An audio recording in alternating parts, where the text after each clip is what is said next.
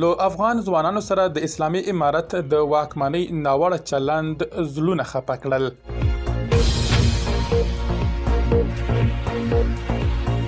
یو شمېر ځوانان چې د یوې مهمې ادارې لخوا په رڼا او قانوني ازموینه کې بریالي شوي، له نوموړې واکمنۍ څخه د خپل حق ترلاسولو په برخه کې شکایت کوي.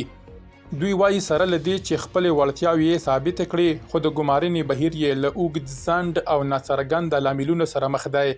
دغه ځوانان پر خپلو غوښتنو ټینګار کوي چې د دوی راتلونکي لپاره باید روښانه تصمیم ونیول شي، ترڅو وکولای شي په خپلو ټاکل شوو بستونو کې وګمارل شي او د هیواد په چوپړ کې خپله وړتیا وکاروي. دوی له دغې واکمنۍ څخه غوښتنه کوي چې د هغوی ستونزې جدي ونیسي او د دندو د ګمارنې بهیر په چټکولو کې مرسته وکړي. د اسلامي امارت د واکمنۍ د پوهنې وزارت د مسلکي انکشاف 485 بستونو ته چې له شاوخوا 1000 کسانو څخه د تیر لمریز کال د کال پر 15مه ازموینه اخیستل شوې وه، بریالي کسان وایي لا هم دنده نه ده اخیستې او بې برخلیکه پاتې دي.